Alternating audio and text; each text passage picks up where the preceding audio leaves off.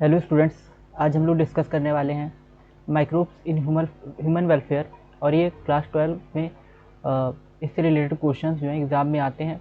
जो लोग भी बोर्ड का एग्ज़ाम देने वाले हैं तो उनके लिए ये चैप्टर बहुत इंपॉर्टेंट होने वाला है। और आप इस वीडियो को पूरा एंड तक देखिएगा। इसमें काफ़ी इन्फॉर्मेशन इस चैप्टर के बारे में जो इंपॉर्टेंट टॉपिक्स है वो भी कवर किए जाएंगे। और इसमें इम्पॉर्टेंट टॉपिक्स की जो है उससे रिलेटेड कुछ न्यूमेरिक्स वगैरह या और कुछ ऐसी ट्रिक्स बताई जाएगी जिससे कि वो चीज़ें याद रहें। तो अगर आपने अभी तक चैनल को सब्सक्राइब नहीं किया तो चैनल को सब्सक्राइब जरूर कर लीजिए, और वीडियो अच्छी लगे तो वीडियो को लाइक ज़रूर कीजिएगा।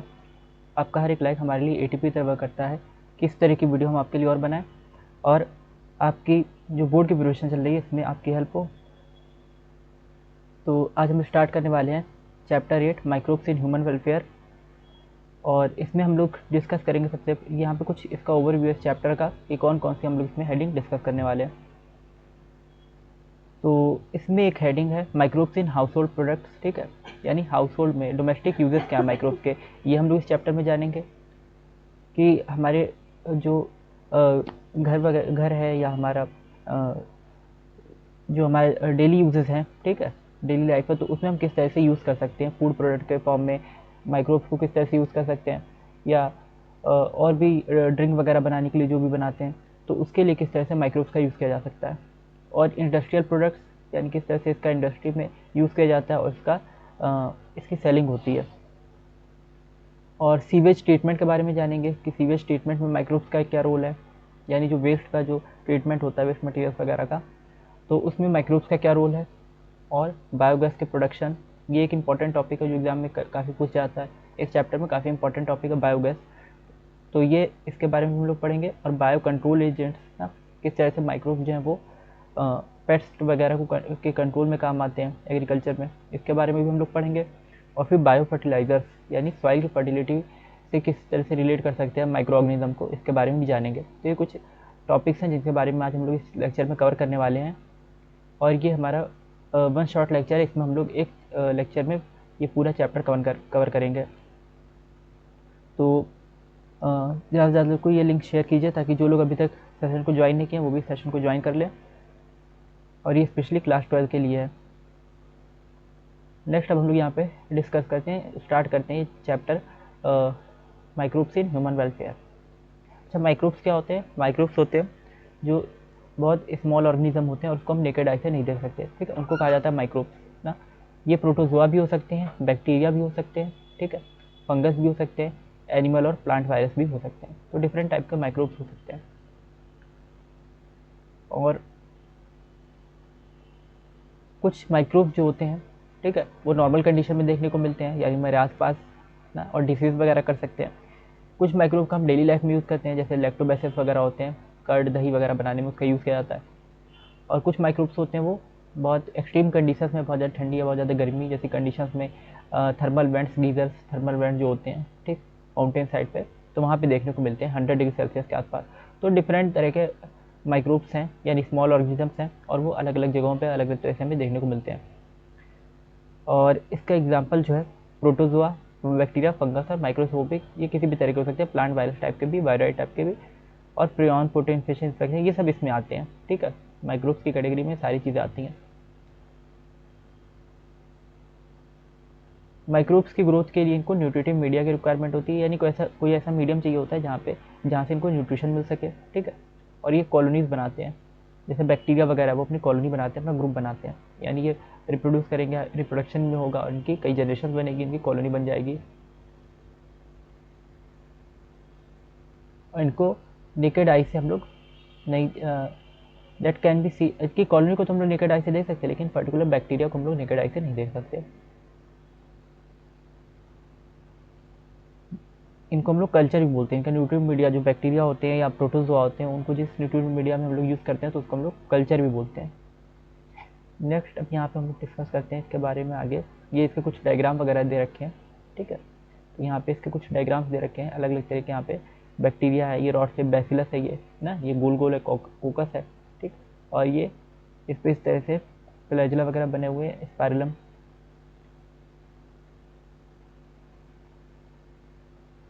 लोडिंग में टाइम लगेगा।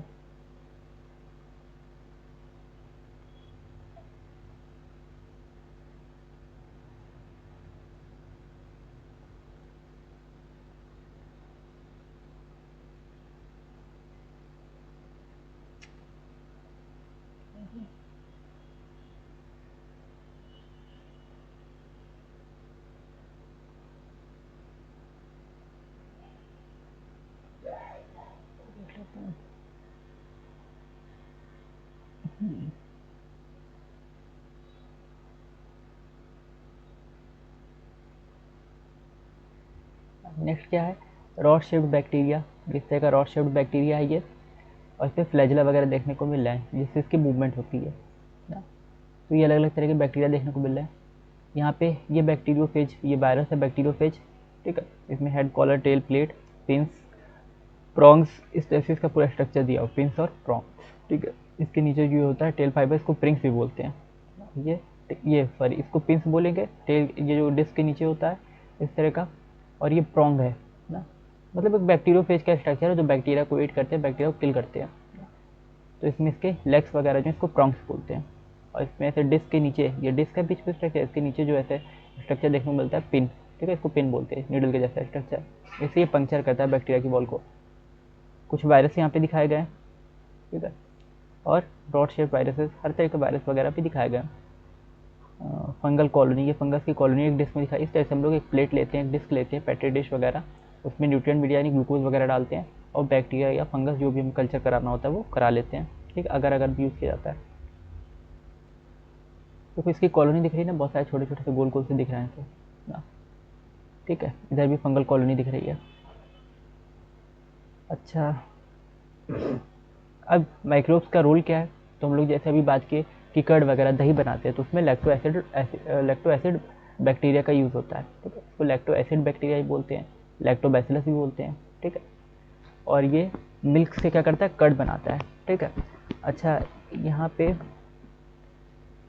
मिल्क में क्या होता है, लैक्टोज, ठीक है। लैक्टोज शुगर होती है मिल्क में, तो उस लैक्टोज को तोड़ के ये कर्ड में क्या कर देता है, कैसे कन्वर्ट करता है, लैक्टोज को लैक्टिक एसिड में कन्वर्ट कर देता है, लैक्टोज को लैक्टिक एसिड में कन्वर्ट कर देता है, जिसकी वजह से क्या होता है, मिल्क जो है किस में कन्वर्ट हो जाता है, कर्ड में।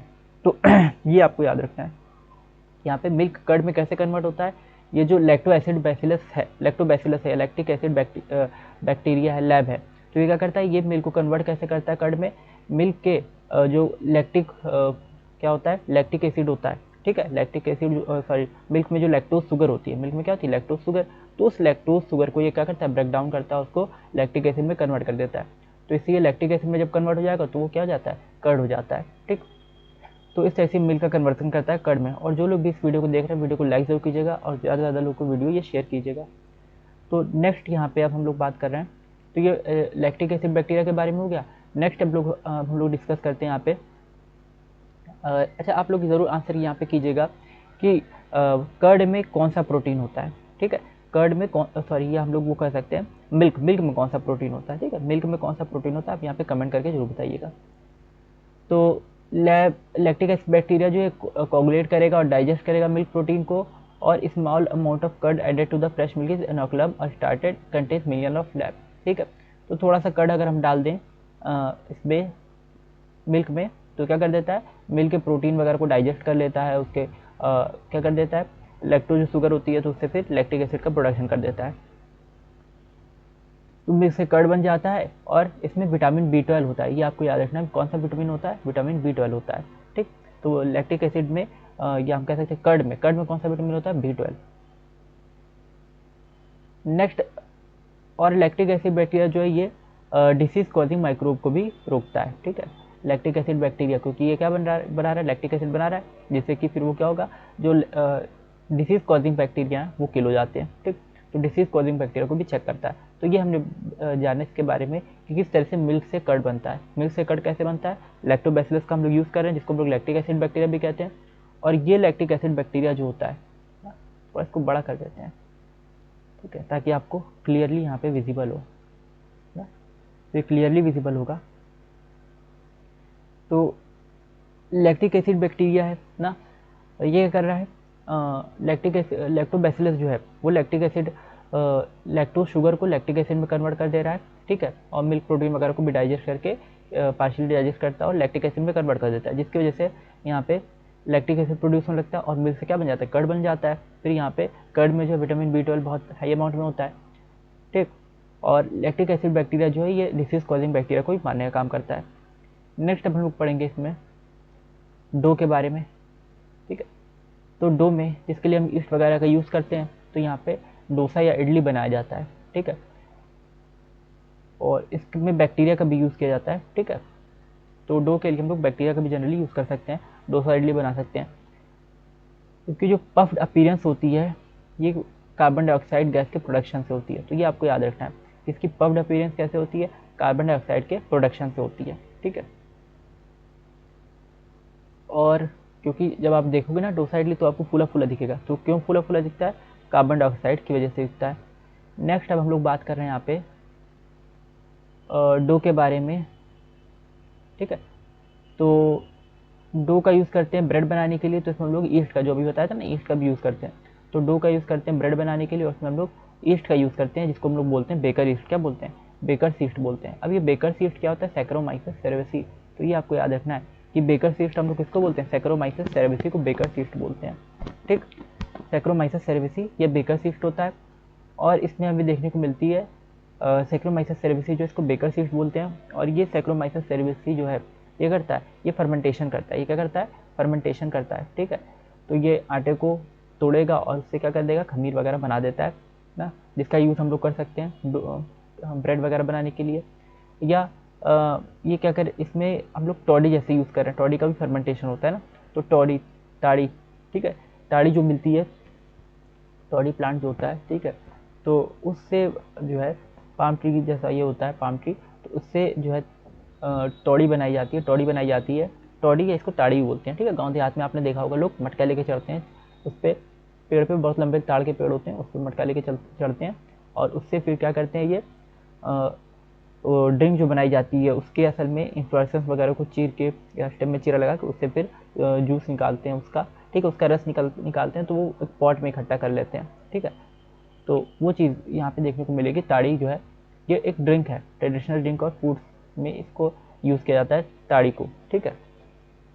और इससे फर्मेंटेशन भी, फर्मेंटेशन के प्रोसेस से ताड़ी बनती है। पहले तो ताड़ी का जूस वगैरह इकट्ठा कर लेंगे, फिर उसको फर्मेंट कराएंगे, ठीक है। तो उसमें थोड़े से अल्कोहल के जैसे कुछ कैरेक्टरिस्टिक्स आ जाते हैं, ठीक है। थोड़ा सा वो भी जो है अल्कोहलिक हो जाता है, यानी वो थोड़ा सा क्या करता है, उसमें भी नशा एक तरह से हो जाता है, ठीक। नेक्स्ट यहाँ पे इसके बाद बात करते हैं हम लोग, ये ट्रेडिशनल ड्रिंक है टॉडी, सदर्न इंडिया में देखने को मिलती है, ठीक है। और फर्मेंटिंग सैप फ्रॉम पाम्स, ठीक है, पाम्स के, पाम जो होते हैं ताड़ के पेड़, तो उनसे ये उसके सैप को फर्मेंट करा के यूज़ किया जाता है, ठीक है। नेक्स्ट यहाँ पे हम लोग चीज़ की बात कर रहे हैं, कुछ इंपॉर्टेंट चीज़ ही पढ़ रहे हैं यहाँ पे, ठीक है। तो चीज़ जो होती है ना, ये भी माइक्रोब का यूज़ करके प्रिपेयर की जाती है, ठीक है। तो पनीर वगैरह जैसे होती है। अब इसको हम लोग कैसे करते हैं, देखो यहाँ पे स्विस चीज़ जैसे यूज़ करते हैं, प्रोपियोनियर बैक्टीरियम शर्मनी, ये एक बैक्टीरिया, याद रखना आप नाम, प्रोपियोनी बैक्टीरियम शर्मनी, ठीक है। ये एक बैक्टीरिया प्रोपियोनी बैक्टीरियम शर्मनी, जिसका यूज़ हम लोग करते हैं, ठीक है। और इसको जब हम लोग मिल्क में डालते हैं, ठीक है, प्रोपियोनी बैक्टीरियम शर्मनी, तो बहुत लार्ज अमाउंट में कार्बन डाइऑक्साइड प्रोड्यूस होती है, ठीक है, बहुत ज़्यादा अमाउंट में कार्बन डाइऑक्साइड बनती है, और प्लस मिल्क जो है चीज़ में कन्वर्ट हो जाता है। लेकिन कार्बन डाइऑक्साइड की वजह से वो जगह जगह से निकलती रहती है, तो थोड़ा सा होल्स हो जाते हैं, चीज़ में क्या हो जाते हैं, होल्स। और ये किस तरह की चीज़ बनती है, स्विस चीज़ बनती है, ठीक है। तो आपको याद रखना है कि हम लोग एक बैक्टीरिया की यूज़ करते हैं प्रोपियोनी बैक्टीरियम शर्मनी। आपने टॉम एंड जेरी अगर देखा हो तो उसमें कार्टून में दिखाता है येलो कलर के जो चीज़ दिखाता है, उसमें छोटे छोटे छेद भी दिखाता है, ठीक है। तो ये जो छेद असल में होते हैं, क्यों होते हैं, क्योंकि उसमें कार्बन डाइऑक्साइड प्रोड्यूस होता है। वो कार्बन डाइऑक्साइड जब बनता है, ठीक है, तो उसकी वजह से उस चीज़ में छोटे छोटे होल्स हो जाते हैं, इसको हम लोग बोलते हैं स्विस चीज़ बोलते हैं, ठीक। तो ये हम लोग क्या बैक्टीरिया यूज़ कर रहे हैं यहाँ पे चीज़ के प्रोडक्शन के लिए, प्रोपियोनी बैक्टीरियम शर्मनी का यूज़ कर रहे हैं। एक होता है रॉकर्ड चीज़ जो जनरली यूज़ किया जाता है, ठीक है। इससे फंगस का यूज़ करके रॉकर्ड चीज़ बनाया जाता है, ठीक है। और इसमें एक इसका फ्लेवर इसकी वजह से आ जाता है, ठीक है। तो दो तरह की चीज़ आपके फ्लेवर्स में है, स्विस चीज़ और रॉकफोर्ड चीज़, ठीक। नेक्स्ट, तो यहाँ पे अभी तक हम लोगों ने क्या क्या देखा इसके बारे में। अभी तक हमने देखा कि मिल्क ये डेली यूज़ में काम आते हैं, कर्ड मिल्क, तो इस तरह से ये डोमेस्टिक या हाउस होल्ड प्रोडक्ट्स हैं, ये हमारे माइक्रोब्स हैं हाउस होल्ड प्रोडक्ट्स में, ठीक है। लैक्टोबैसिलस हो गए, ठीक है, हम लोग कह सकते हैं कर्ड का प्रोडक्शन, ठीक है। और डो का प्रोडक्शन, ये कह रहे हैं डो का बेकर सीड्स वगैरह जो यूज़ किया जा रहा है, तो डो का प्रोडक्शन या ब्रेड का प्रोडक्शन या टॉडी का प्रोडक्शन, ठीक है, इडली डोसा का प्रोडक्शन हो रहा है, या चीज़ का प्रोडक्शन हो रहा है। तो इन सब में क्या बैक्टीरिया का यूज़ हो रहा है, ठीक है, house hold bacteria. Second number पर हम लोग बात करते हैं माइक्रोब्स इन इंडस्ट्रियल प्रोडक्ट्स। जब हम लोग इंडस्ट्रियल प्रोडक्ट बनाएंगे, ठीक, तो किस तरह से हम लोग यूज़ करेंगे। ये देखो इंडस्ट्री में बड़े बड़े सिलेंडर होते हैं ना, यहाँ पे दिखाएंगे फर्मेंटर इसको बोलते हैं, ठीक है। बड़े बड़े फर्मेंटर होते हैं इंडस्ट्री में, इसके बड़े बड़े फर्मेंटर, ये दिखाया गया फर्मेंटेशन प्लांट है पूरा, ठीक है, ये बीच में सिलेंडर ये बना हुआ है। तो इसमें क्या बैक्टीरिया का यूज़ किया जाता है और कल्चर मीडियम वगैरह डाला जाता है जिससे कि उसमें बैक्टीरिया अच्छे से पनपते हैं। तो इंडस्ट्रियल फर्मेंटर, फर्मेंटर असल में होते क्या, आप ये देख लेते हैं इंडस्ट्रीज़ में और किस तरह से प्रोडक्शन होता है इंडस्ट्रीज़ में। तो इंडस्ट्री में जो प्रोडक्ट्स बनाए जाते हैं ना, इसमें क्या क्या आते हैं, जैसे बेवरेजेस बनाए जाते हैं और एंटीबायोटिक्स बनाए जाते हैं। ठीक है, बेवरेजेस और बेवरेजेस का मतलब क्या होता है, जो क्या होते हैं, पोर्टेबल जितनी भी ड्रिंक्स होती हैं ना, उनको हम लोग बोलते हैं बेवरेजेस। ठीक है, तो पोर्टेबल ड्रिंक्स जो होती हैं उनको बेवरेजेस बोलते हैं और एंटीबायोटिक्स बोलते हैं। ठीक, तो जो भी ड्रिंक बनाई जाती है, एंटीबायोटिक दवाई मेडिसिन के जो बनाई जाती हैं वो एंटीबायोटिक्स होती हैं। ठीक है, तो ये सब इससे बनाई जाती हैं इंडस्ट्री में माइक्रोब से। और यहाँ पे इंडस्ट्रियल स्केल पे हम लोग बड़े बड़े कंटेनर का, बड़े बड़े वेसल्स का यूज़ करते हैं। नॉर्मली तो हम लोग कैसे ग्रो करा रहे थे, छोटे छोटे से कंटेनर में या छोटे से पेट्री डिश अभी आपको दिखाया था, तो उसमें हम लोग ग्रो करा रहे थे बैक्टीरिया को, और उससे फिर दूध दही मट्ठा जो भी कुछ बनाना हो रहा था वो चीज़ बना रहे थे। ठीक है, लेकिन यहाँ पे अब हम लोग क्या करेंगे ना, यहाँ पे जो है हम लोग यूज़ करते हैं, यहाँ पे किस चीज़ का यूज़ करते हैं हम लोग, फर्मेंटर्स का यानी बड़े बड़े वेसल्स का यूज़ करते हैं। ठीक है, तो बड़े बड़े वेसल्स यानी फर्मेंटर्स का यूज़ करते हैं। और इससे हम लोग फिर क्या करते हैं, इन फर्मेंटर्स में जो है एंटीबायोटिक्स या बेवरेजेस बनाते हैं। ठीक है, इंडस्ट्रियल स्केल पे। तो इसको हम लोग क्या बोलते हैं यहाँ पे, इंडस्ट्रियल जो है, ये इस तरह से माइक्रोब्स का इंडस्ट्रियल प्रोडक्ट्स पे यूज़ होता है। नेक्स्ट अब यहाँ पे बात करते हैं फर्मेंटेड बेवरेज। ठीक है, जो फर्मेंटेड बेवरेज बनाए जा रहे हैं तो वो किस तरह से है ना, इसको हम लोग एक बार देख लेते हैं। ये बहुत ज़्यादा बड़ा हो गया क्या, थोड़ा सा रखना है बस, को 1 मिनट बस सेट कर दें। हाँ, तो ये माइक्रोब्स जो हैं इसमें फर्मेंटेड बेवरेजेस जो होते हैं। ठीक है, अब इसमें हम लोग क्या क्या बेवरेज देखते हैं, तो यहाँ पे वाइन देखते हैं, बियर देखते हैं, विस्की, ब्रांडी और रम, अलग अलग टाइप के होते हैं। ठीक है, वाइन होता है, ये सब अल्कोहल है लेकिन अलग अलग टाइप के अल्कोहल होते हैं। कुछ ग्रेन से बनाए जाते हैं, ठीक है, कुछ जो होते हैं फ्रूट से बनाए जाते हैं। तो अलग अलग पार्ट से, प्लांट के अलग अलग पार्ट से अलग अलग चीज़ें अलग अलग तरह की अल्कोहल बनती है। तो इसलिए डिफरेंट कैटेगरी के होते हैं, वाइन, बियर, विस्की, ब्रांडी और रम। और डिफरेंट प्लांट से भी बनाया जाता है, कोई जौ से, कोई मक्के से। ठीक है, अलग अलग या कोई अंगूर से, अलग अलग प्लांट का यूज़ करते हैं हम लोग अल्कोहल बनाने के लिए। इसके डिफरेंट नेम होते हैं अल्कोहल के भी। ठीक है, और हम लोग ईस्ट का यहाँ पे यूज़ करते हैं सैक्रोमाइसिस सेरेवेसी। ठीक है, ज़्यादातर यही यूज़ किया जाता है, बेकर्स या ब्रूअर्स ईस्ट इसको बोला जाता है। इसको बेकर्स ईस्ट या ब्रूअर्स ईस्ट भी बोलते हैं। बेकर्स ईस्ट को बोलते हैं क्योंकि बेकरी में इसका यूज़ है। ठीक है, ब्रेड वगैरह बनाने के लिए, और इसका यूज़ है ड्रिंकिंग में भी इसका यूज़ है। ठीक है, अल्कोहल वगैरह इंडस्ट्री में भी इसका यूज़ है। तो इसको हम लोग बोलते हैं ब्रूअर्स ईस्ट ना। तो डिफरेंट इसको कैटेगरी में कहा जाता है, बेकर्स ईस्ट भी बोला जाता है और ब्रूअर्स ईस्ट भी बोला जाता है।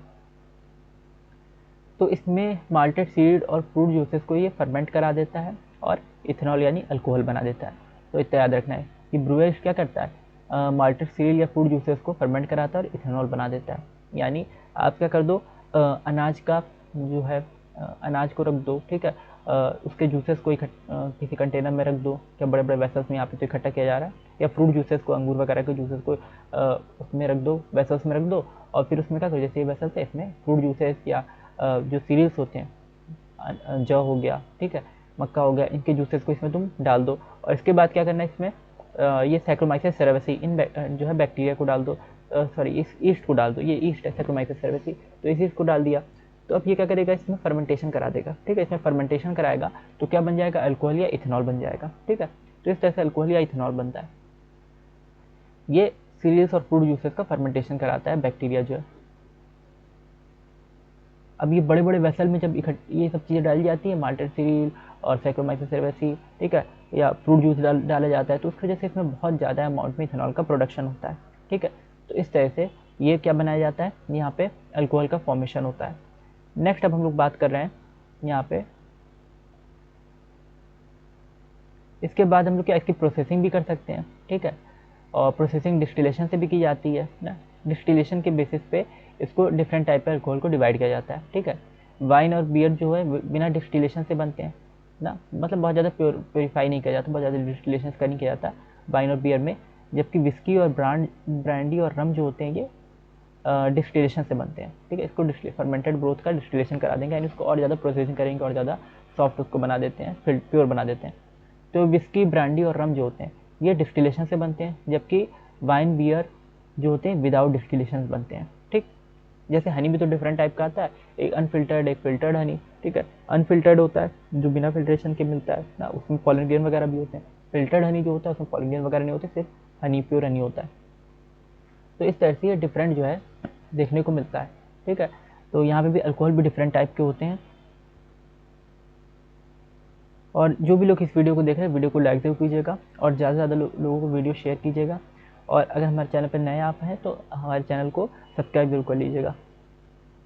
नेक्स्ट अब हम लोग बात कर रहे हैं यहाँ पे एंटीबायोटिक्स की, ठीक है, कि एंटीबायोटिक्स क्या होते हैं। तो एंटीबायोटिक्स की बात करने वाले हैं हम लोग। ये आपको समझ में आएगा अल्कोहल के बारे में। फर्मेंटेड बेवरेज में वाइन, बियर, विस्की, ब्रांडी और रम, डिफरेंट टाइप के हमने अल्कोहल देखी। सब इन सब में हम लोग सेम यीस्ट का यूज़ कर रहे हैं, सैक्रोमाइसस सेरेवेसी का यूज़ कर रहे हैं। और यहाँ पे अगर हम देखें तो माल्टेड सीरियल और फ्रूट जूसेस वगैरह इन सबको डालते हैं फर्मेंटर में या वेसल्स में डालते हैं, जिसको फर्मेंटर या लार्ज वेसल बोलते हैं, इनमें डालते हैं इंडस्ट्री में। और बहुत बड़े अमाउंट में यहाँ पे इथेनॉल का प्रोडक्शन होता है, यानी अल्कोहल बनती है। और फिर जब अल्कोहल बन जाएगी तो उसका डिस्टिलेशन अगर होता है तो फिर क्या बनती है, विस्की, ब्रांडी और रम। और डिस्टिलेशन, बिना डिस्टिलेशन करके उसको मार्केट में ले आएंगे तो वाइन और बियर बन जाती है। नेक्स्ट अब बात करते हैं एंटीबायोटिक की, कि एंटीबायोटिक्स क्या होती हैं ना। एंटीबायोटिक जो होती है माइक्रोब बनाते हैं, ठीक है। ये कौन बनाते हैं, छोटे छोटे बैक्टीरिया जो होते हैं ये एंटीबायोटिक बनाते हैं। बैक्टीरिया या ईस्ट हो गए तो ये एंटीबायोटिक बनाते हैं। और जब ये एंटीबायोटिक बनाते हैं तो वो एंटीबायोटिक बनाते हैं दूसरे माइक्रोब को मारने के लिए, किल करने के लिए, ठीक है। तो एंटीबायोटिक जो होता है, ठीक है, देखो यहाँ पे लिखा है एंटीबायोटिक्स क्या होते हैं, chemical substances which are produced by some bacteria, microbes and kill or retard the growth of other disease causing microbe, ठीक है। तो आपको ये याद रखना है। एंटीबायोटिक की डेफिनेशन अक्सर एग्जाम में आती है कि एंटीबायोटिक क्या होता है। तो ये ऐसे केमिकल हैं जो कुछ माइक्रोब्स बनाते हैं और वो केमिकल्स का यूज़ होता है दूसरे माइक्रोब्स को मारने के लिए, ठीक है।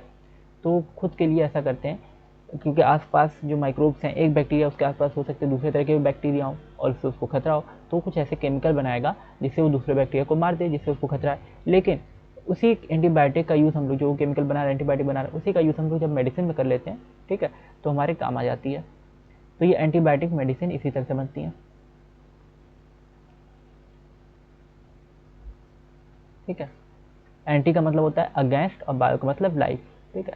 एंटी का मतलब अगेंस्ट, बायो का मतलब लाइफ, ठीक है। दूसरे ऑर्गेनिज्म के लिए, दूसरे बैक्टीरिया के लिए जो हार्मफुल हो, ठीक है, उसको हम लोग एंटीबायोटिक बोलेंगे। नेक्स्ट अब हम लोग यहाँ पे बात करते हैं एंटीबायोटिक पेनिसिलिन। सबसे पहली जो एंटीबायोटिक बनाई गई थी पेनिसिलिन, ठीक है। और पेनिसिलिन जो थी फर्स्ट एंटीबायोटिक थी, ये आपको याद रखना है। अलेक्जेंडर फ्लेमिंग ने इसकी डिस्कवरी की थी, ठीक है, जब वर्ल्ड वॉर का टाइम था उस टाइम पे इसका उन्होंने यूज़ भी किया और काफ़ी ज़्यादा लोगों की इससे हेल्प हुई ना। अलेक्जेंडर फ्लेमिंग ने पेनिसिलिन की डिस्कवरी की थी। और स्टेफाइलोकोकाई बैक्टीरिया ना, स्टेफाइलोकोकाई बैक्टीरिया को उन्होंने देखा था। उन्होंने ऑब्जर्व किया कि एक ब्रेड है, उस पर स्टेफाइलोकोकाई बैक्टीरिया वगैरह है और साथ में उसमें पेनिसिलियम नोटेटम भी है, ठीक है। तो जब पेनिसिलियम नोटेटम है वो कुछ ऐसे केमिकल बना रहे हैं जिसकी वजह से स्टेफाइलोकोकाई जो है वो बैक्टीरिया जो वो ब्रेड को खराब नहीं, क्योंकि ब्रेड पे जब बैक्टीरिया लगेगा तो ब्रेड को खराब कर सकता है, ठीक है। लेकिन उन्होंने देखा कि जब पेनिसिलियम नोटेटम है, यानी ये एक फंगस होता है, यहाँ पे लिखा है ना पेनिसिलियम नोटेटम, ठीक है। तो ये कुछ केमिकल प्रोड्यूस कर रहा है, जैसे एक ब्रेड है और इस ब्रेड पे, ऐसे चौकोर तो ब्रेड होती है, इस पर कुछ बैक्टीरिया है, ठीक है। वो इस बैक्टीरिया जो है इस ब्रेड को स्पॉइल कर रहा है, ठीक है ना, इस ब्रेड को स्पॉइल कर रहा है। लेकिन जब इस ब्रेड को स्पॉइल कर रहे हैं तो जितनी दूर में ये यहाँ पे पेनिसिलियम नोटेटम है हमारे पास, जितनी दूर में यहाँ पे पेनिसिलियम नोटेटम है ब्रेड पे ना, वहाँ पे ये ग्रोथ नहीं कर पा रहे हैं, ठीक है, वहाँ पे ये ग्रो नहीं कर पा रहे हैं बैक्टीरिया, ठीक है। बाकी जगह तो ये खराब कर देंगे ब्रेड को, लेकिन इतनी दूर में ये ब्रेड को खराब नहीं कर पाएंगे क्योंकि यहाँ पे पेनिसिलियम नोटेटम है, ये हमारे पास फंगस है। और ये फंगस क्या करेगा, ये पेनिसिलिन बनाता है, ये पेनिसिलिन बनाएगा जो इस बैक्टीरिया को किल करेगा, ठीक है। इस बैक्टीरिया को किल करेगा, जो भी इसके चारों बैक्टीरिया है स्टेफाइलोकोकस कोकाई, तो उनको किल करेगा, जिस वजह से क्या होगा कि ये बैक्टीरिया जो है, ठीक है, स्टेफाइलोकोकाई, ये पेनिसिलियम नोटेटम वाली जगह पे इन्फेक्शन नहीं कर पाएंगे ब्रेड में, या उसको ब्रेड को डैमेज नहीं कर पाएंगे, ठीक। तो ये चीज़ उन्होंने देखी थी अलेक्जेंडर फ्लेमिंग ने। तो इस तरह से इन्होंने एंटीबायोटिक की डिस्कवरी, एक बाई चांस डिस्कवरी थी जो उन्होंने एंटीबायोटिक की डिस्कवरी की थी ना। अचानक से उन्होंने देखा कि ये एक ऐसी जगह है ब्रेड जैसे है, ब्रेड पे, तो उस पर बैक्टीरिया जो है स्टेफाइलोकोकाई बैक्टीरिया वो ब्रेड को डैमेज कर रहे हैं, लेकिन कुछ जगह पे वो ब्रेड को डैमेज नहीं कर पा रहे हैं। तो उन्होंने उसको ऑब्जर्व किया तो देखा वहाँ पे पेनिसिलिन नोटेटम थे जो पेनिसिलिन बना रहे थे और ब्रेड को सेव कर रहे थे, ठीक। तो पेनिसिलिन फंगस की सबसे पहले जो डिस्कवरी हुई एंटीबायोटिक की वो पेनिसिलिन है, और किस फंगस से मिलता है याद रखना, पेनिसिलियम नोटेटम, ठीक है। और इसका यूज़ किया गया था, अर्नस्ट और चेन ने इसको और ज़्यादा इसको डेवलप किया, हॉवर्ड फ्लोरी, अर्नस्ट चेन और हॉवर्ड फ्लोरी ने इसको और ज़्यादा डेवलप किया, और इस पेनिसिलिन जो है सेकंड वर्ल्ड वॉर में अमेरिकन सोल्जर्स को ट्रीट करने के लिए इसका यूज़ हुआ था, ठीक है। फ्लेमिंग चेन और फ्लोरे को नोबेल प्राइज़ मिला था 1945 में, ठीक है। तो ये भी आपको याद रखना है, फ्लेमिंग चेन और फ्लोरे को 1945 में नोबेल प्राइज़ भी मिला है, ठीक है। तो अर्नस्ट चेन और हॉवर्ड फ्लोरे ने इसको और डेवलप किया, और इस एंटीबायोटिक का यूज़ किया गया अमेरिकन सोल्जर को ट्रीट करने के, क्योंकि वर्ल्ड वॉर जब चल रही थी ना, तो उस टाइम पे क्या हो रहा था कि बहुत से सोल्जर्स तो इन्फेक्शन की वजह से ही डेथ हो जा रही थी उनकी, क्योंकि जब उनको चोट वगैरह लगती है तलवार से, ठीक है, तलवार वगैरह से चोट लगती थी, तो उससे क्या होता था कि तलवार या भाले जो भी यूज़ किए जाते थे वॉर में, तो उससे क्या होता था कि उनको इन्फेक्शन हो जाते थे, ठीक है। तो वो डायरेक्ट उससे मरने की बजाय इन्फेक्शन वगैरह, घाव सड़ते गलते रहते थे, ठीक है, क्योंकि उसमें बैक्टीरिया वगैरह लगते थे, तो उससे भी बहुत सारे लोग जो थे वो मर जाते थे, सोल्जर्स मर जाते थे। तो उनके ट्रीटमेंट के लिए इस एंटीबायोटिक का यूज़ किया गया था, पेनिसिलिन का। उस टाइम तक एंटीबायोटिक तो कोई थी नहीं, तो ये एंटीबायोटिक जब डिस्कवर हुई, इसका यूज़ किया गया, तो फिर सोल्जर्स को, काफ़ी सोल्जर्स को बचाया जा सका, ठीक है। नेक्स्ट अब हम लोग बात करेंगे यहाँ पे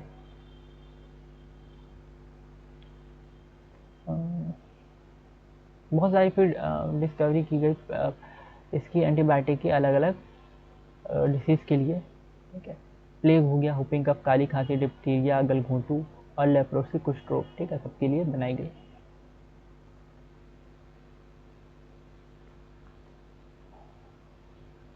नेक्स्ट अब हम लोग बात करेंगे यहाँ पे केमिकल एंजाइम्स और अदर बायोरिएक्टिव मॉलिक्यूल्स, ठीक है। कौन कौन से केमिकल एंजाइम्स होते हैं, कौन कौन से बायोरिएक्टिव मॉलिक्यूल्स होते हैं जो माइक्रोब्स के यूज़ से बनाए जाते हैं, ठीक है। कौन कौन से केमिकल्स हैं, कौन कौन से एंजाइम्स हैं, ठीक है। तो क्या क्या चीज़ें बन रही हैं हम लोग देखेंगे। और जो लोग भी इस सेशन को देख रहे हैं, सेशन को लाइक ज़रूर कीजिएगा और वीडियो को ज़्यादा से ज़्यादा लोग को शेयर कीजिए। तो यहाँ पे हम लोग इसको देखते हैं, यहाँ पे क्या है, एस्परजिलस नाइजर फंगस है, ठीक है, सिट्रिक एसिड ना, तो ये सिट्रिक एसिड का प्रोडक्शन में काम आ रहा है। एसिडोबैक्टीरियम, एसिटोबैक्टर एसिटी है, ठीक है, एसिटोबैक्टर एसिडी, ये एसिटिक एसिड बनाता है। क्लोस्ट्रीडियम बोटाइलिकम है, ये बैक्टीरिया जो है ब्यूटायरिक एसिड बनाता है। और लैक्टोबैसिलस लैक्टिक एसिड बनाता है। डिफरेंट बैक्टीरिया डिफरेंट तरह के ये क्या कर रहे हैं, केमिकल्स बना रहे हैं, और ईस्ट एथेनॉल का प्रोडक्शन कर रहा है। ये चीज़ें तो हम लोगों ने पढ़ी हैं अभी यहाँ पे। हाँ, कुछ एंजाइम्स बना यहाँ पे बनते हैं, लाइपेजेस ना, ये डिटर्जेंट में इसका यूज़ होता है, ठीक है। जैसे होते हैं ना कपड़े में जो दाग लग जाते हैं खाने पीने के, ठीक है, तो वो दाग हटेंगे कैसे भाई, तेल का दाग लग गया सब्जी का, ठीक है, मसालों का दाग लग गया, तो वो हटेगा कैसे, तो उसको तोड़ने के लिए फैटी कोई दाग जब लग जाता है तो वो थोड़ा फैटी नेचर का होता है, तो उसको तोड़ने के लिए क्या किया जाता है, ऐसे डिटर्जेंट का यूज़ किया जाता है जिसमें लाइपेजेस वगैरह मिले होते हैं। लाइपेजेस जो है ये एंजाइम है, हमारे डाइजेस्टिव सिस्टम में बनता है, और ये फैट वगैरह को तोड़ने का काम करता है, तो उसी का यूज़ हम लोग कर लेते हैं। इसको बैक्टीरिया प्रोड्यूस करते हैं, ये लाइपेज, ये जिससे भी डाइजेस्टिव एंजाइम है, ठीक है, डाइजेस्टिव एंजाइम्स हैं, तो इनको हम लोग बैक्टीरिया में प्रोड्यूस करते हैं, फिर उसको हम लोग डिटर्जेंट में मिला देते हैं। तो अब जब क्या करेंगे, कपड़े वगैरह धोएंगे तो क्या होगा, तो उसका फैट वगैरह वो रिमूव कर देगा, ऑयल स्टेन्स को रिमूव कर देगा। तो यानी हम लोग अपने डाइजेस्टिव सिस्टम के बैक्टीरिया का यूज़, डाइजेस्टिव सिस्टम के एंजाइम्स का यूज़ करते हैं डिटर्जेंट में, और उससे फिर क्या होता है कि क्लॉथ वगैरह को वॉश करने में आसानी होती है, उसमें से दाग वगैरह हटाने में आसानी होती है। इसी तरह से फ्रूट जूस जो आते हैं उनकी रिफाइनिंग में भी यूज़ किया जाता है, ठीक है। एंजाइम्स का पैक्टिनेजेस और प्रोटीजेस, ये कुछ एंजाइम होते हैं जिनका प्रोसेसिंग में यूज़ किया जाता है। जो फ्रूट जूसेस आते हैं ना बहुत ट्रांसपेरेंट होता है, अगर आप घर में जूस निकालें फ्रूट का तो उतना ज़्यादा ट्रांसपेरेंट वो निकलेगा ना, उसको निकालें, उसको अगर छान भी लें तो भी उतना ज़्यादा ट्रांसपेरेंट नहीं होगा। जब उसको आप मार्केट से लेते हैं तो बहुत ज़्यादा आपको ट्रांसपेरेंट दिखता है, ठीक है। तो कैसे हो जाता है, यहाँ पे कुछ एंजाइम्स हम लोग यूज़ करते हैं, पैक्टिनेजेस और प्रोटीजेस, जिसकी वजह से क्लियरिटी उसमें आ जाती है, अच्छा देखने में वो अच्छा दिखता है। नेक्स्ट है स्ट्रेप्टोकाइनेस, ये स्ट्रेप्टोकोकस से मिलता है और इसका यूज़ किया जाता है, क्लॉट बस्टर होता है, सर्जरी के दौरान इसका यूज़ किया जाता है। ब्लड वेसल्स वगैरह में से क्लॉट लग जाते हैं ना, कुछ लोग को हार्ट अटैक वगैरह आता है, यानी हार्ट की प्रॉब्लम होती है, तो उनके ब्लड वेसल्स वगैरह में क्या होता है, ये क्लॉट बन जाते हैं ना, जिसकी वजह से ब्लड अच्छे से पंप नहीं हो पाता। तो यहाँ पे स्ट्रेप्टोकोकस ये जो होता है, स्ट्रेप्टोकोकस बैक्टीरिया होता है, ये स्ट्रेप्टोकोकस बैक्टीरिया क्या करता है, क्लॉट को रिमूव करने का काम करता है। नेक्स्ट फिर हम लोग बात करते हैं साइक्लोस्पोरिन ए हमारे पास है। साइक्लोस्पोरिन ए ये किससे बनता है ना, साइक्लोस्पोरिन ए ट्राइकोडर्मा पॉलीस्पोरम से बनता है, ठीक है। और ये इम्यूनोसप्रेसिव एजेंट होता है, यानी जब ऑर्गन ट्रांसप्लांट हम लोग करते हैं, एक पेशेंट का ऑर्गन दूसरे पेशेंट में लगाते हैं, ठीक है, एक का ऑर्गन दूसरे पेशेंट यानी ऑर्गन डोनेट करते हैं, तो एक जैसे नॉर्मल कोई हेल्दी इंसान है वो अपना, जैसे हेल्दी इंसान के पास 2 किडनी तो होती है, और कोई एक दूसरा है उसकी जो है किडनी दोनों फेल हो गई है, उसके किडनी चाहिए, तो एक जो हेल्दी पर्सन है वो किडनी डोनेट करेगा अगर, ठीक है, जिसके पास किडनी नहीं हो, जिसकी जो किडनी फेल हो गई है, ठीक है, उसको डोनेट करेगा।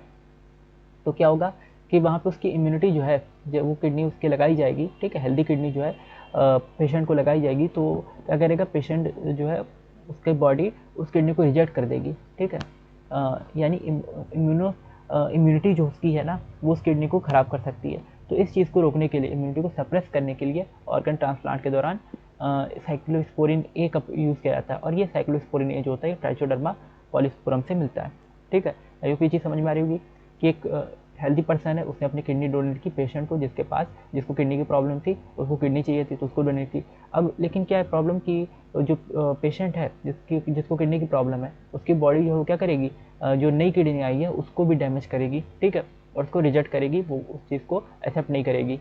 तो इस चीज़ को रोकने के लिए कि उसकी इम्यूनिटी जो है ऐसा ना करे, पेशेंट की इम्यूनिटी, और वो अच्छे से किडनी जो है सक्सेसफुली ट्रांसप्लांट हो जाए, ठीक है, हेल्दी पर्सन से पेशेंट में चली जाए, तो ऐसा करने के लिए जो है हम लोग साइक्लोस्पोरिन ए का यूज़ करते हैं, और ये इम्यूनोसप्रेसिव एजेंट है जो पेशेंट की, ठीक है, जिसको किडनी की प्रॉब्लम थी, उसके बॉडी की इम्यूनिटी को सप्रेस करता है, कुछ दिनों के लिए दबा देता है, जिसकी वजह से क्या होता है सक्सेसफुली किडनी उसकी बॉडी वो जो होती है किडनी को बाहर से दूसरी किडनी को एक्सेप्ट कर लेती है ना, जो बाहर से जो किडनी लगाई गई हेल्दी पर्सन से उसको एक्सेप्ट कर लेती है। फिर ऑर्गन ट्रांसप्लांट होता है इस तरह से, और इसमें ये साइक्लोस्पोरिन ए किससे मिलता है, ट्राइकोडर्मा पॉलीस्पोरम से मिलता है। इसी तरह से मेनिस्कस परपुरियस होता है, ये एक ईस्ट है, ठीक है, मोनास्कस परपुरियस, और ये ईस्ट क्या करता है, मोनास्कस परपुरियस ब्लड कोलेस्ट्रॉल जो होता है, ठीक है, इसको कम करने का काम करता है ना, इसको कम करता है। कॉम्पिटिटिव इनहिबिशन यहाँ पे देखने को मिलता है, ठीक है, एंजाइम जो कोलेस्ट्रॉल बनाना था एंजाइम उसमें, और मोनास्कस परपुरियस में, यानी मोनास्कस परपुरियस जो होता है उसी तरह से काम करता है, उसी तरह से दिखता है जैसे इसका एंजाइम दिखता है, कोलेस्ट्रॉल का एंजाइम, कोलेस्ट्रॉल बनाने वाला एंजाइम दिखता है, और वो कोलेस्ट्रॉल बनाने वाले एंजाइम की जगह ले लेता है और कोलेस्ट्रॉल बनाने वाले एंजाइम को रोक देता है, ठीक है, कोलेस्ट्रॉल बनने से रोक देता है। तो ये इस तरह से हमें कॉम्पिटिटिव इनहिबिशन यहाँ पे देखने को मिलता है मोनास्कस परपुरियस के केस में। तो क्या क्या देखा यहाँ पे,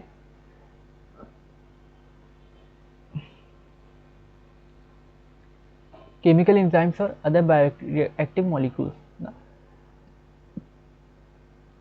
तो यहाँ पे है Aspergillus niger, a fungus of citric, ये एस्परजिलस नाइजर देखा, एस्परजिलस नाइजर ये एसिटिक एसिड बनाता है, ये सब देखे कौन कौन से बैक्टीरिया, कौन कौन से या फंगस जो है कौन सा एसिड बना रहा है। इसके अलावा हमने देखा कि हम लोग डिटर्जेंट में यूज़ करते हैं लाइपेजेस वगैरह का, जो ऑयल को रिमूव करता है, ठीक है, और हमने देखा कि जो फ्रूट जूस आते हैं, पैकेज्ड फ्रूट जूस आते हैं, फिल्टर्ड होते हैं, तो उसमें जो है फिल्टर्ड फ्रूट जूसेस में पैक्टिनेसेस और प्रोटीसेस का यूज़ किया जाता है। इसके अलावा हमने क्या देखा कि मेडिकल में क्लॉट बस्टर की तरह से हम लोग स्ट्रेप्टोकाइनेस का यूज़ करते हैं ना, ये ब्लड वेसल्स के जो क्लॉट होते हैं जिसकी वजह से हार्ट से जो ब्लड की पंपिंग होती है उसमें प्रॉब्लम हो रही होती है, तो उसको वो रिमूव करता है क्लॉट्स को, ठीक है। तो क्लॉट्स के रिमूव, जैसे ये ब्लड वेसल है ना, और इसमें क्लॉट लग गया है, जैसे क्लॉट जम गया है, जिसकी वजह से कोलेस्ट्रॉल के क्लॉट्स होते हैं, जिसकी वजह से क्या होता है या लिपिड के क्लॉट होते हैं, ब्लड अच्छे से पंप नहीं कर पाता, तो इसको रिमूव करने का काम करता है, इसको क्या कर देता है, ये स्ट्रेप्टोकाइनेस जो है इसको रिमूव कर देता है, इस तरह से हटा देगा, ठीक है, पता नहीं क्या अभी हट जाएगा, थोड़ी देर में लोड रहा। नेक्स्ट यहाँ पे तो इसको हटाने का काम करेगा ना, पूरी लाइन ही हट गई, ठीक है, तो ये हट गया, इस तरह से हो जाता है। नेक्स्ट यहाँ पे क्या है, ये ब्लड वेसल नॉर्मल हो गई ना, तो स्ट्रेप्टोकाइनेस क्या करता है, क्लॉट को हटाने का काम करता है। और दूसरा है यहाँ पे साइक्लोस्पोरिन ए, ये क्या करता है, इम्यूनोसप्रेसिव होता है, और ऑर्गन ट्रांसप्लांट के द्वारा इम्यूनिटी को दबाता है, ये सप्रेस करता है। अच्छा, जिन्होंने अभी तक चैनल को इस लेक्चर को लाइक नहीं किया, लेक्चर को लाइक ज़रूर कर दीजिए, और जो भी आपकी क्वेरी या डाउट है आप यहाँ पे पूछ सकते हैं। ये हम लोग यहाँ पे क्लास 12 के लेक्चर जो हमारा माइक्रोब्स इन ह्यूमन वेलफेयर, तो उसका हम लोग वन शॉट डिस्कशन कर रहे हैं। और नेक्स्ट हम लोग बात करें यहाँ पे ट्राइकोडर्मा पॉलीस्पोरम, ये क्या करता है, ये ब्लड के ट्राइकोडर्मा पॉलीस्पोरम जिससे साइक्लोस्पोरिन ए मिलता है, और ये इम्यूनोसप्रेसिव है। मोनास्कस परपुरियस ये ब्लड के कोलेस्ट्रॉल को कम करता है, उसके एंजाइम के लिए कॉम्पिटिटिवली इनहिबिटिंग होता है, ठीक है, यानी उसको कॉम्पिटिटिव इनहिबिशन करता है एंजाइम का और कोलेस्ट्रॉल को बनने से रोकता है। नेक्स्ट यहाँ पे हम लोग बात करते हैं सीवेज ट्रीटमेंट में किस तरह से यूज़ करते हैं इसका, ठीक है, माइक्रोब्स का हम लोग सीवेज ट्रीटमेंट में किस तरह से यूज़ करते हैं। तो इसका सीवेज ट्रीटमेंट में कैसे यूज़ किया जाता है। देखो सीवेज होता है क्या, सबसे पहले तो ये समझ लो सीवेज क्या होता है। जो भी वेस्ट वाटर वगैरह होता है ना, हमारे हाउस होल्ड जो यूजेज होते हैं, तो उससे जो भी वेस्ट वाटर प्रोड्यूस हो रहा होता है, ठीक है, हाउस होल्ड यूजेज हो गए या हमारी डेली रूटीन हो गई, तो उसमें ठीक है जो भी वेस्ट वाटर बनता है ना, जो भी एक्सक्रीटा वगैरह होता है, वो सब चीज़ें सीवेज में जाती हैं, ठीक है, म्यूनसिपल वेस्ट वाटर भी बोलते हैं इसको, ठीक है। तो इसको सीवेज बोलते हैं, क्या बोलते हैं, सीवेज। जो ड्रेन्स वगैरह से होके फिर गटर वगैरह में जाती हैं, जितनी भी घर के वेस्ट जो मटेरियल होता है, ठीक। तो इसको हम लोग बोल रहे हैं वेस्ट वाटर जो भी है, या ह्यूमन एक्सक्रीटा उसमें है, ठीक है। तो ये सब सिटीज़ या टाउन से जो निकलता है, ठीक है। तो इसमें large quantity of waste water होता है ना, मतलब वो काम का कुछ नहीं होता। तो इसको अब ये क्या होता है, सीवेज। अब इसमें large amount of organic matter और माइक्रोब्स होते हैं, ठीक है, बहुत ज़्यादा ऑर्गेनिक मैटर होते हैं और माइक्रोब्स होते हैं, ठीक है। पैथोजेनिक होते हैं, इससे डिसीज़ हो सकती है, अगर ये जो है ऐसे ही रहेंगे कहीं पे इकट्ठा अगर कर दिए जाए तो इससे डिसीज़ हो सकती है, ठीक है। तो इसलिए जैसे कहा जाता है खुले में शौच करने को मना कहा जाता है ना, कि खुले में शौच ना करें, इस तरह के गवर्नमेंट वाले जो है एडवर्टाइज आते हैं। तो कहीं पे अगर ये वेस्ट चीज़ें जो इकट्ठा होंगी तो क्या करेंगी, वो पैथोजेनिक हो जाती हैं, ठीक है, और इन्फेक्शन कर सकती हैं, उसमें बहुत फाउल स्मेल भी आती रहती है। तो इनको रिवर्स और स्ट्रीम्स में इनको डिस्चार्ज किया जाता है, लेकिन रिवर्स और स्ट्रीम्स में डायरेक्ट डिस्चार्ज करना पॉसिबल नहीं होता है। तो इसके लिए हम लोग क्या करते हैं, इसका पहले ट्रीटमेंट कर लेते हैं, ठीक है। सीवेज ट्रीटमेंट प्लांट में इसका ट्रीटमेंट किया जाता है, ठीक है। तो इसको रिवर्स और स्ट्रीम्स में गिराने से पहले, क्योंकि इसको ले कहाँ जाएंगे, इस वाटर को, जो वेस्ट वाटर है, कहीं ना कहीं तो हमें ले जाना पड़ेगा, डिस्पोज करना पड़ेगा। तो इसको रिवर्स या क्या कह सकते हैं हम लोग, पॉन्ड वगैरह, रिवर्स हो गए या पॉन्ड हो गए, ठीक है, तो ये स्ट्रीम्स हो गई, उसी में हमें इनको क्या करना पड़ेगा, डिस्पोज करना पड़ेगा। लेकिन डिस्पोज करने से पहले इसको प्योर करना पड़ेगा, वरना क्या हो जाएगी, रिवर जो है पॉल्यूटेड हो जाएगी, स्ट्रीम्स पॉल्यूटेड हो जाएगी, अगर हम डायरेक्ट सीवेज को उसमें गिरा देंगे तो यहाँ पे सीवेज ट्रीटमेंट प्लांट्स बने होते हैं जो इसको क्या कर देते हैं, लेस पॉल्यूटिंग कर देते हैं, ठीक है, इसको ट्रीट करते हैं और लेस पॉल्यूटिंग कर देते हैं, और इसमें से वाटर वगैरह प्योरीफाई करते हैं, जिसकी वजह से फिर दोबारा से वो वाटर प्रोवाइड किया जाता है, ठीक है, हाउस होल्ड यूजेज में। तो ट्रीटमेंट ऑफ वेस्ट वाटर यहाँ पे किया जाता है, वेस्ट वाटर का ट्रीटमेंट किया जाता है। देखो यहाँ पे लिखा हुआ सेकेंडरी ट्रीटमेंट दिया हुआ है, इस तरह से प्लांट्स होते हैं, ठीक है, तो इनसे वाटर का ट्रीटमेंट किया जाता है। अब ये वाटर का ट्रीटमेंट कैसे किया जाता है, तो यहाँ पे दिया हुआ है।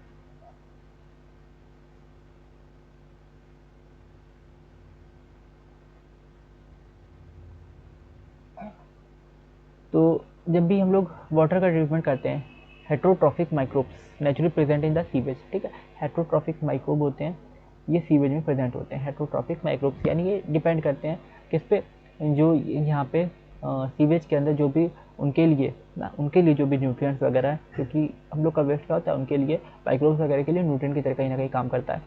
तो उनके लिए जो न्यूट्रिएंट है वो उसको हेट्रोट्रॉफिक माइक्रोब जो यूज़ करते हैं और उसको फिर ब्रेक डाउन भी करते हैं।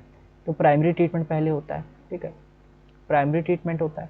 प्राइमरी ट्रीटमेंट किस तरह से होता है, इसको हम लोग बोलते हैं फिजिकल रिमूवल ऑफ पार्टिकल्स ना, large and small from the sewage through filtration and sedimentation, ठीक है। तो यहाँ पे फिल्ट्रेशन और सेडिमेंटेशन का यूज़ किया जाता है ना, फिल्ट्रेशन और सेडिमेंटेशन किया जाता है, और इससे जो है क्या किया जाता है, इसको प्योरीफाई किया जाता है, ठीक। और नेक्स्ट इसमें जो है,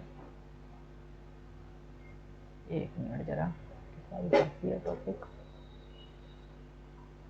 ट्रीटमेंट प्लांट्स हैं, ये देखो इस तरह का ट्रीटमेंट प्लांट होता है, यहाँ पे दिख रहा है ना, इस तरह से गोल गोल बड़े बड़े से टंकी जैसे ट्रीटमेंट प्लांट बने रहते हैं। और बायोगैस है,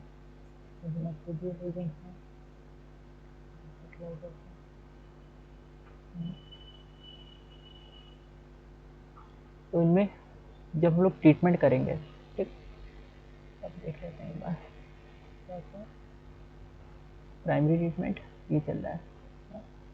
तो जब हम लोग इसका ट्रीटमेंट करते हैं, तो ट्रीटमेंट के दौरान क्या होता है, फिल्ट्रेशन वगैरह करेंगे, ठीक है, यानी पहले गंदगी को बैठाएंगे, जैसे हम लोग चाय छानते हैं, तो उसमें क्या करते हैं, चाय को कैसे छानते हैं, छन्नी से चाय को छानेंगे तो चाय ऊपर आ जाएगी, चाय पत्ती जो है, और वो चाय जो है वो कप में आ जाती है। तो इस तरह से हम लोग यहाँ पे फिल्ट्रेशन करेंगे और सेडिमेंटेशन करते हैं, यानी थोड़ी देर गंदगी को छोड़ देते हैं, या तो अपने आप उसकी गंदगी जो है वो बैठ जाए ना, यानी तो उसको फिर स्टेनर्स वगैरह से कई ऐसी लेयर से गुजारते हैं, ठीक है, रॉक्स की ना सॉइल की, रॉक्स की, पेबल्स की लेयर से गुजारते हैं, ग्रिड जिसको बोलते हैं, ठीक है। तो ग्रिड वगैरह से इसमें सॉरी इसकी जो लेयर्स होती है ना, यहाँ पे ग्रिड नहीं है, यहाँ पे दिया नहीं है नाम उसका, ठीक है। तो ग्रिट हम लोग समझ सकते हैं, ये ग्रिट इसके अंदर की जो सॉइल या छोटे छोटे पत्थर, कंकड़ पत्थर है, वो उससे क्या हो जाएंगे, रिमूव हो जाते हैं, ठीक है।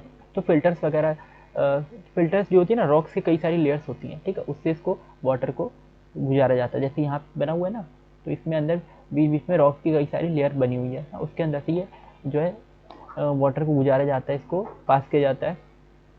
जो जब वाटर को पास किया जाएगा इसमें से, ठीक है, बड़े बड़े इसमें स्ट्रेनर्स लगे होते हैं छानने के लिए। तो ये सब जितने भी सॉलिड्स वेस्ट है ना, जो एक्सक्रीटा में जो भी सॉलिड होता है, ठीक है, यूरिया वगैरह हो गया या सॉइल्स हो गए, पेबल्स हो गए, सब इसमें फिल्टर हो जाते हैं। कई बार ये प्रोसेस किया जाता है, तो सारे जो है बड़ी बड़ी जो गंदगी होती है वो सब बैठ जाती हैं, फिल्टर हो जाती हैं। फिर इसको हम लोग बोलते हैं प्राइमरी स्लज, क्या बोलते हैं, प्राइमरी स्लज। फिर इसको सेकेंडरी ट्रीटमेंट किया जाता है, सेकेंडरी ट्रीटमेंट या बायोलॉजिकल ट्रीटमेंट बोलते हैं। ये सेकेंडरी ट्रीटमेंट या बायोलॉजिकल ट्रीटमेंट क्या, इसमें हम लोग एयर प्रोवाइड करते हैं, ठीक है, बड़े बड़े एरेशन टैंक में डाला जाता है। और इसमें तो ये जो प्राइमरी इफ्लुएंट है ना, प्राइमरी यानी प्राइमरी जो फिल्ट्रेशन के बाद जो निकलती है चीज़, उसको प्राइमरी इफ्लुएंट बोलते हैं, ठीक है। तो प्राइमरी इफ्लुएंट को हम लोग कहाँ जाते हैं, एरेशन टैंक में डालते हैं। अब इस एरेशन टैंक में क्या होगा, यहाँ पे आपको चाहे तो इसका डायग्राम दिखा देते हैं, उससे ज़्यादा आसानी होगी आपको याद करने में। एक मिनट बस, यहाँ पे एक मिनट, डायग्राम आएगा कैसे,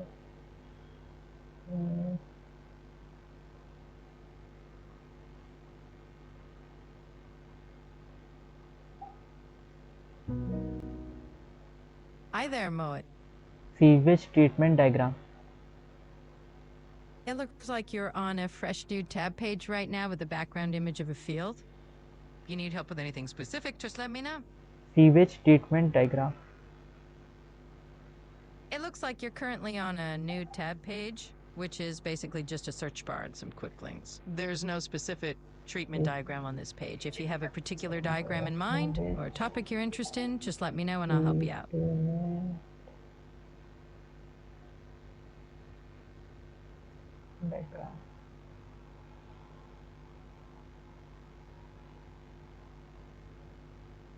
यार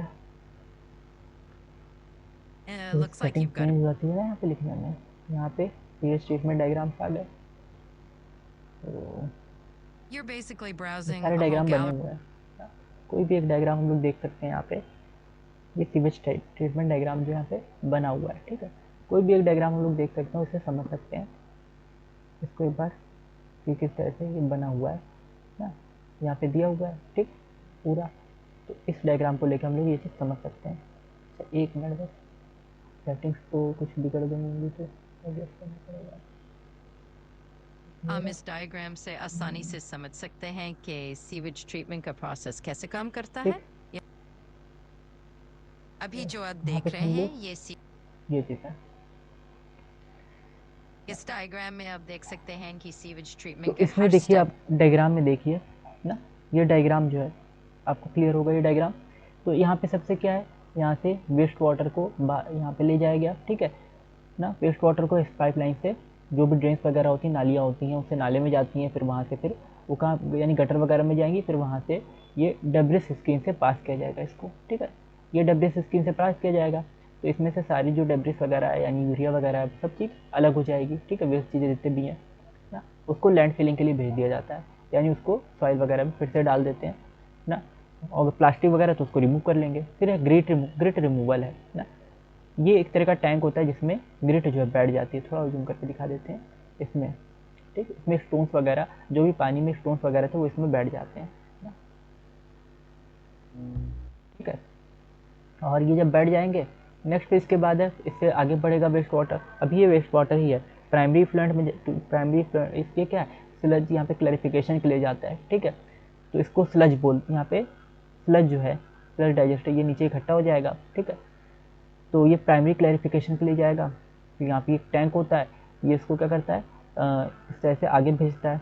एरेशन टैंक्स वगैरह होते हैं ना, स्लज जो होता है यानी इसकी जो गंदगी है वो नीचे बैठ जाएगी, और इसमें माइक्रोब्स वगैरह होते हैं, तो इसको एक्टिव स्लज बोला जाता है, ठीक है। तो ये स्लज होता है, एक्टिव स्लज होता है, तो इसमें स्लज डाइजेस्टर में जाता है, उसका पानी आगे जाएगा एरेशन टैंक में, स्लज वगैरह यानी जो गंदगी है वो नीचे बैठ जाएगी और स्लज डाइजेस्टर में चली जाएगी। इसमें माइक्रोब्स वगैरह होते हैं जिसको डाइजेस्ट करते हैं। फिर एरेशन टैंक में जाता है, वहाँ से इसमें एयर वगैरह आती है, तो ये बैक्टीरिया इसमें ग्रो कर जाते हैं। जो बैक्टीरिया होते हैं इसको और ज़्यादा तोड़ देते हैं इसकी गंदगी को, ठीक है। जो बड़े बड़े ऑर्गेनिक कॉम्प्लेक्सेस में गंदगी है उसको तोड़ के छोटी छोटी उसमें पार्टिकल्स में बदल देते हैं। फिर वो स्लज नीचे बैठ जाता है और वो कहाँ जाता है, डाइजेस्टर में। तो इस तरह से प्रोसेस चलता रहता है और पानी जो है क्लियर होके सेकेंडरी ट्रीटमेंट हो गया। अब ये क्लियर होके फिल्टर में जाता है, फिल्टर से पास होता है। यहाँ पे क्लोरीन और यूवी लाइट से डिसइंफेक्शन से इसका किया जाता है। यानी डिसइंफेक्शन क्या होता है, इसमें से माइक्रोब्स वगैरह का रिमूवल किया जाता है। तो डिसइंफेक्शन करते हैं, माइक्रोब वगैरह का रिमूवल करते हैं और फिर यहाँ पे इफ्लुएंट जो है ये डिस्चार्ज होता है सरफेस वाटर वगैरह, ठीक है। तो ये यहाँ से निकल जाता है, ठीक है। तो सरफेस वाटर में ही चला जाता है।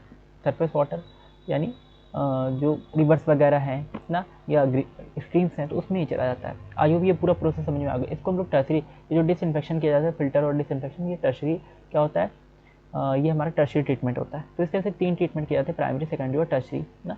और इससे क्या किया जाता है, वाटर को क्लीन किया जाता है। क्या क्या करते हैं हम लोग, तो सबसे पहले वाटर को लेते हैं, डेब्रिस स्क्रीन वगैरह, ठीक है, इससे पास कराते हैं।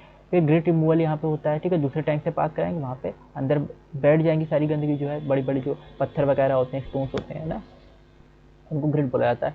तो बैठ जाते हैं यहाँ पे, सेटल डाउन हो जाते हैं। फिर इसके बाद जो है जो वाटर होता है उसमें ऑर्गेनिक मॉलिक्यूल्स वगैरह जो भी होते हैं, उसमें ऑर्गेनिक वेस्ट होते हैं, यूरिया वगैरह, ठीक है, अभी भी अगर उसमें रहता है घुला हुआ तो वो स्लज के फॉर्म में नीचे बैठ जाता है और वो दूसरे टैंक में इकट्ठा हो जाता है। यहाँ पे माइक्रोब इसको डाइजेस्ट कर लेते हैं। फिर इसको वाटर को आगे ले जाएंगे तो इसमें अभी थोड़ा बहुत स्लज है इसमें, तो इसमें एरेशन प्रोवाइड करते हैं, यानी एयर वगैरह बहुत तेज़ी से इसमें प्रोवाइड करते हैं, जिसकी वजह से ये टैंक में क्या होता है, बैक्टीरिया जो है और ज़्यादा तेज़ी से ग्रो करते हैं। और इसमें जो भी स्लज वगैरह जो भी इसमें क्या है ऑर्गेनिक वेस्ट है तो उसको स्लज के फॉर्म में सेटल डाउन करा देते हैं। फिर ये स्लज पूरा इकट्ठा होकर स्लज डाइजेस्टर में आ जाता है और इसको खाद वगैरह की तरह से हम लोग क्या करते हैं, वाटर वगैरह से निकाल के और खाद की तरह से इसको लैंड फिलिंग के लिए ले जाते हैं, ठीक है, या हम लोग एग्रीकल्चर वगैरह में यूज़ कर सकते हैं। दूसरा इसका अब जो प्योर वाटर बचा उसको फिल्टर से गुजारा जाता है, यहाँ पे पास किया जाता है। फिर डिसइंफेक्शन इसका क्या आता है, क्लोरीन या यूवी लाइट का यूज़ करते हैं, जैसे नहीं आर ओ वगैरह, आर ओ यू हम लोग क्या आते हैं, ठीक है, फिल्टर आते हैं, उसी तरह से यहाँ पे क्लोरीन या यूवी लाइट का यूज़ करके इसको वाटर को फिल्टर किया जाता है और फिर इसको डिस्चार्ज कर दिया जाता है ग्रेन उसमें स्ट्रीम से या रिवर में डिस्चार्ज कर दिया जाता है। तो इस तरह से ये पूरा सीवेज ट्रीटमेंट का प्रोसेस होता है। आई होप इतनी चीज़ें आपको समझ में आई होंगी, और अगर चीज़ें आपको समझ में आ रही हो तो इस वीडियो को लाइक जरूर कीजिएगा और ज़्यादा से ज़्यादा लोग को वीडियो शेयर जरूर कीजिए। नेक्स्ट अब हम लोग यहाँ पे बात करने वाले हैं, ये हमारा पूरा सीवेज ट्रीटमेंट का प्रोसेस था, ठीक है, इसको एक डायग्राम से आपको समझा दिया। और अब हम लोग देखते हैं यहाँ पे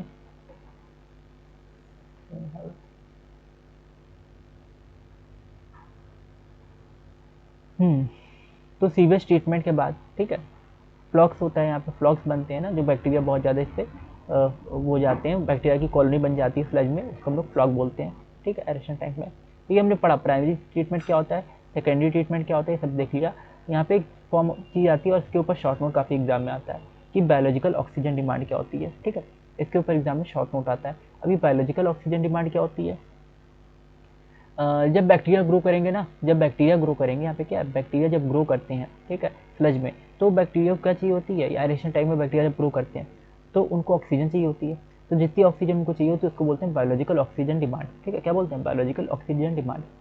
जो बैक्टीरिया का बीओडी क्या है, biological oxygen demand, the amount of the oxygen that would be consumed if all the organic matter in 1 litre of water were oxidised by bacteria, ठीक है। तो एक स्टैंडर्ड भी यहाँ पे दे रखा है कि हाँ 1 लीटर वाटर में जो भी ऑर्गेनिक मैटर है उसको जब बैक्टीरिया कंज्यूम कर रहे हैं तो उनको जितनी भी ऑक्सीजन चाहिए उसको हम लोग क्या बोलेंगे, बीओडी या बायोलॉजिकल ऑक्सीजन डिमांड बोलते हैं, ठीक।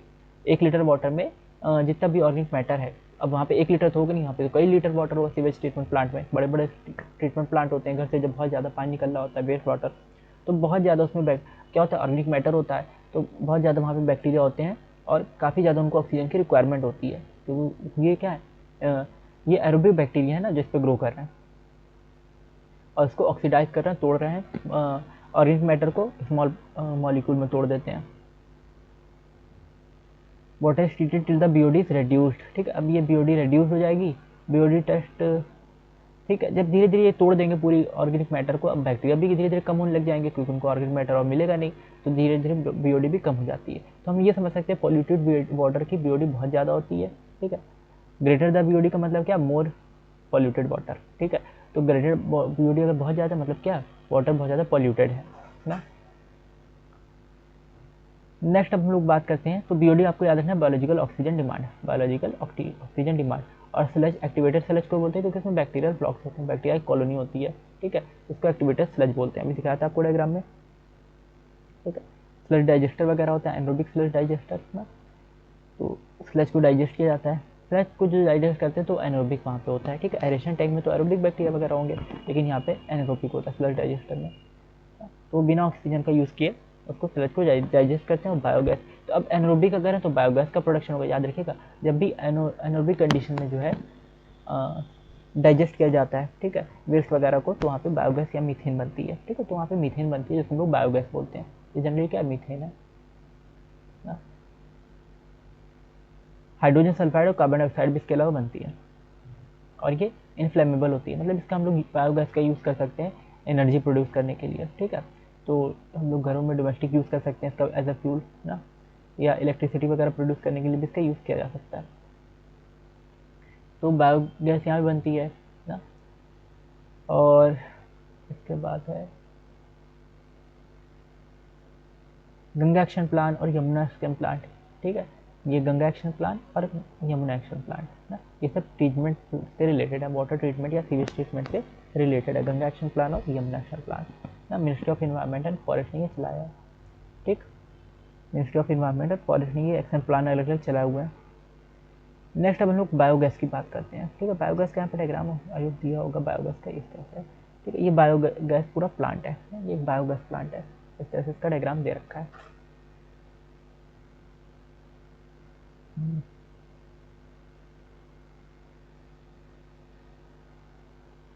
बायोगैस है, माइक्रोबियल एजेंट और फिर फर्टिलाइजर्स,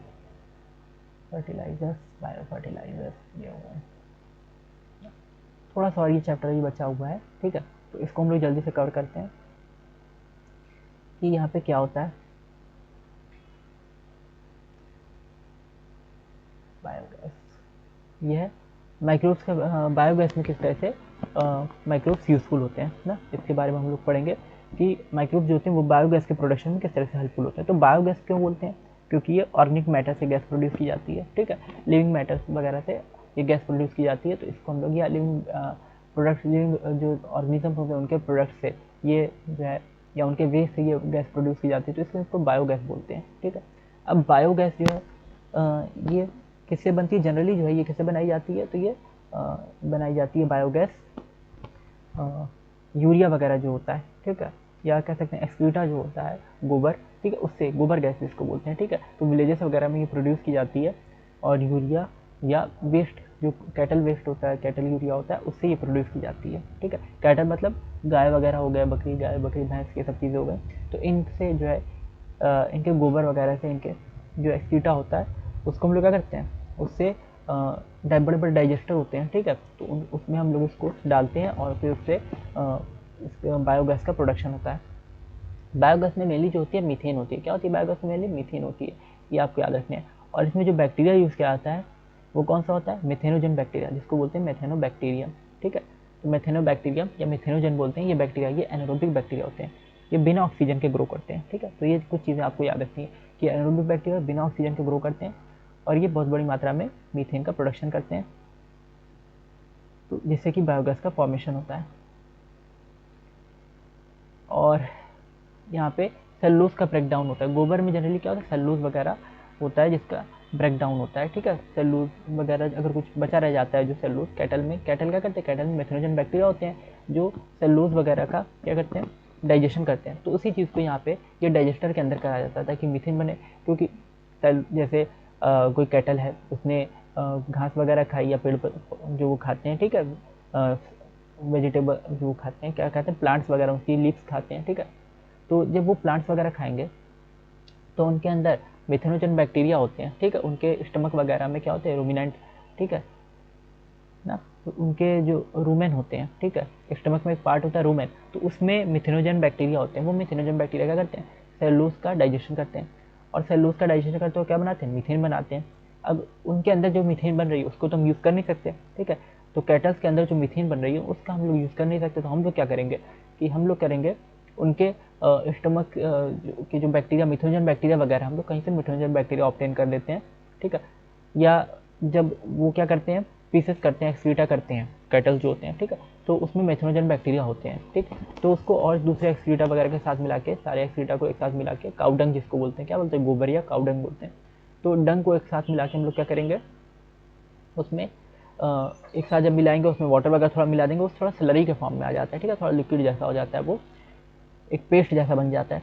तो उसको हम लोग क्या करते हैं, इसमें डाइजेस्टर में डाल देते हैं। यहाँ पे देखो हमने क्या किया कि बायोगैस हमें बनानी थी, तो यहाँ पे काउडंग है इस तरह से, ठीक है, गोबर है, उसको वाटर थोड़ा उसमें मिलाया ना, गोबर है या एक्सक्रीटा, भेड़ बकरी किसी का भी एक्सक्रीटा वगैरह लेके उसमें वाटर मिला देते हैं। अब इसमें बैक्टीरिया तो रहेगा ही, क्योंकि उसके स्टमक में बैक्टीरिया, कुछ बैक्टीरिया इसमें काउडंग में भी आ गया होगा, ठीक है, तो बैक्टीरिया भी मिल जाएगा और उसमें एक्सक्रीटा भी होता है, ठीक है। तो इसको मिला दिया और वाटर डाल दिया। अब इसको जब डालते हैं तो ये पाइप से होके, इनलेट पाइप इसको बोलते हैं, इनलेट पाइप, तो इनलेट पाइप से होके ये डाइजेस्टर के अंदर आ जाता है। इस तरह के प्लांट जो होते हैं विलेजेस वगैरह में देखने को मिलते हैं, ज़मीन में काफ़ी वो जो है विलेजेस में बनाए जाते हैं, और ज़मीन के अंदर ये जो है गड्ढे करके इस तरह से लंबे लंबे बड़े बड़े गड्ढे किए जाते हैं, और उस तरह से फिर ये बनाए जाते हैं प्लांट्स ना। तो यहाँ पे क्या है कि ये जो क्या बोलते हैं इसको, स्लरी, तो ये स्लरी आगे जाएगी ना, स्लरी है ये, काउडंग और वाटर को मिला के स्लरी आगे बढ़ेगी, ठीक है।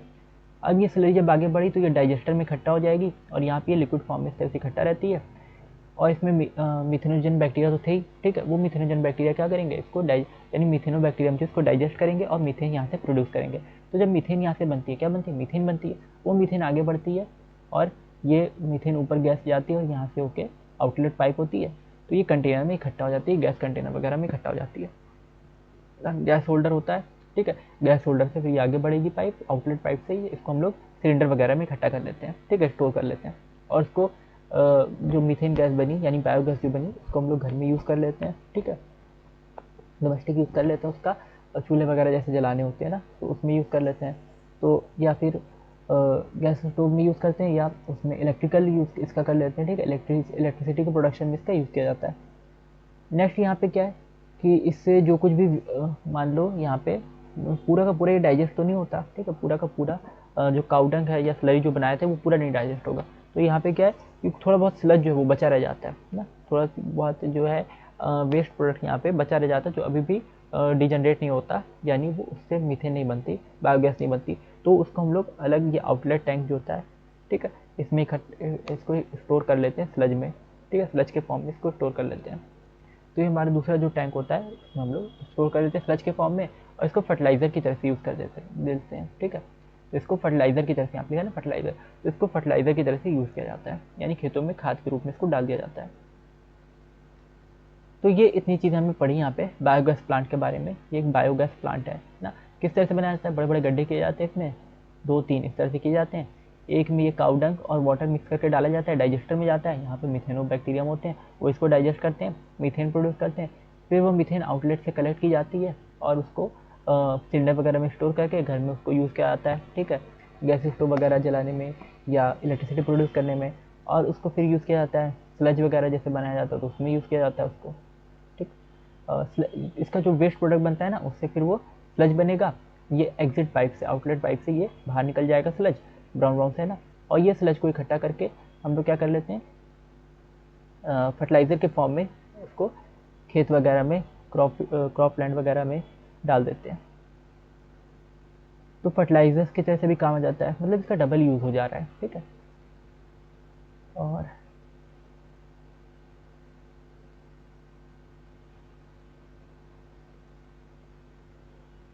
ये कहाँ पे बनाया गया था, इसको Indian agriculture research institute IARI and khadi and village industries commission KVIC ने मिलकर इसको बनाया था, ठीक है। तो बायोगैस प्लांट इंडिया में ये टेक्नोलॉजी डेवलप की गई थी, इंडियन एग्रीकल्चर रिसर्च इंस्टीट्यूट और khadi village industries commission KVIC, इन्होंने ये टेक्निक डेवलप की थी, जिससे कि हम लोग एनिमल्स के एक्टिविटी का यूज़ कर सकते हैं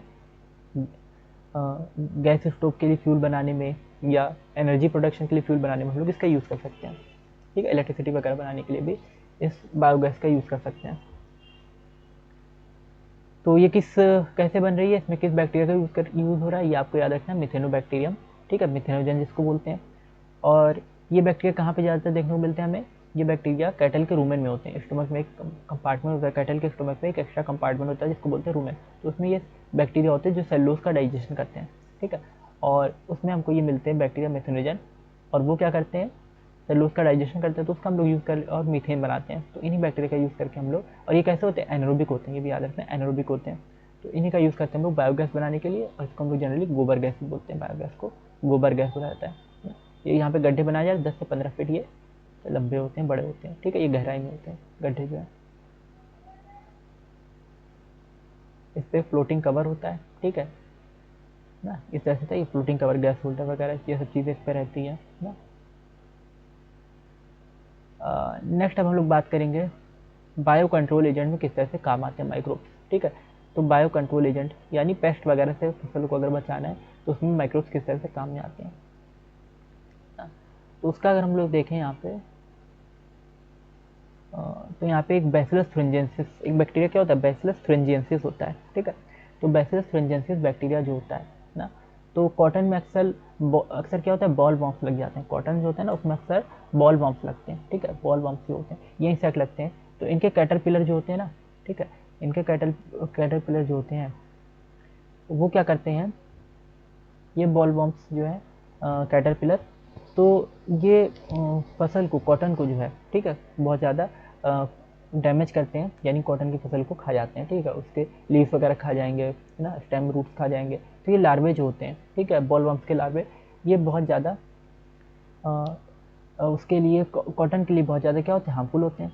तो अब जो है यहाँ पे हम लोग बैसिलस थ्रिंजेंसिस एक बैक्टीरिया का यूज़ करते हैं, ठीक है।